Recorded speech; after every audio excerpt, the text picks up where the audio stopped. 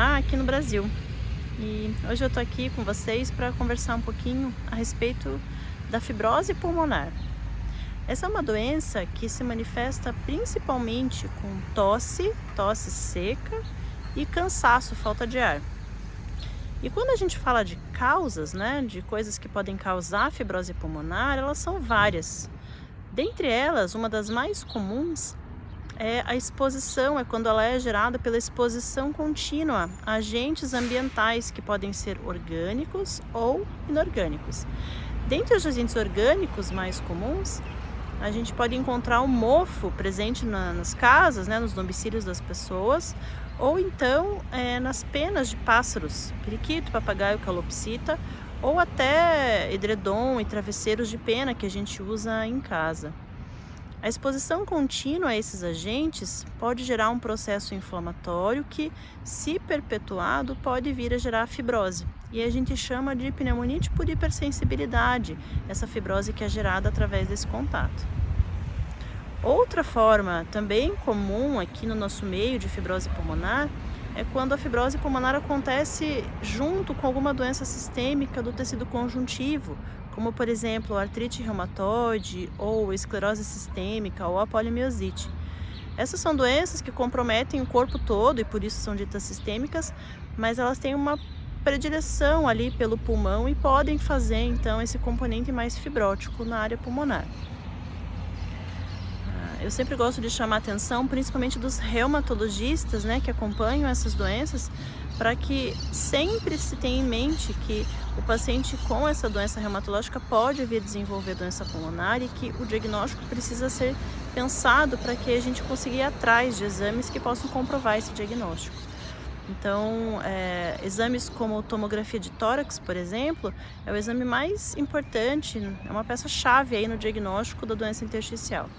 E outros exames, como as provas de função pulmonar ou espirometria, também ajudam bastante a quantificar a extensão da doença e depois fazer o acompanhamento desse paciente. Um outro tipo de fibrose que existe é quando a gente não consegue achar nenhuma causa específica para ela. E aí a gente diz que a fibrose é idiopática. Normalmente, os pacientes que têm fibrose idiopática são pacientes mais velhos, um pouco mais acima ali dos 50, 60 anos, têm uma discreta predominância por pacientes do sexo masculino e que são ou foram tabagistas em algum momento da vida. Quando a gente não consegue encontrar a causa da fibrose, e a gente tem esse contexto bem específico que eu comentei, a gente chama de fibrose pulmonar idiopática. Todos esses tipos de fibrose que eu comentei são fibroses que podem evoluir de uma forma mais progressiva. Ou seja, a gente identifica, a gente trata a fibrose, mas mesmo assim ela evolui de uma forma progressiva. E de todas essas que eu falei, a que tem mais característica de evoluir dessa forma é a fibrose idiopática. É importante o reconhecimento precoce dessas doenças porque a medicina ainda não encontrou um tratamento que faça reverter o processo fibrótico no pulmão. Ou seja, uma vez que o processo está lá instalado no pulmão, a gente não consegue fazer com que ele volte ao normal. Então, o reconhecimento e a identificação precoce dessa doença vai fazer com que a gente trate ela de forma precoce, evitando então que haja uma lesão ainda maior no parênquima pulmonar.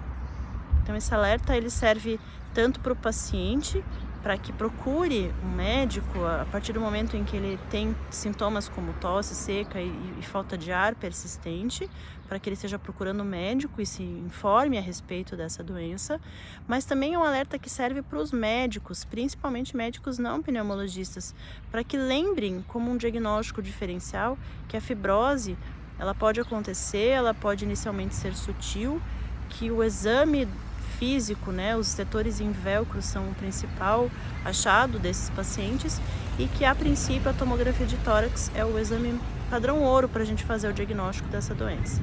Claro, acompanhando sempre da função pulmonar, para que a gente consiga quantificar a extensão e depois possa acompanhar esse paciente. Por hoje é só e nos falamos em breve. Até mais!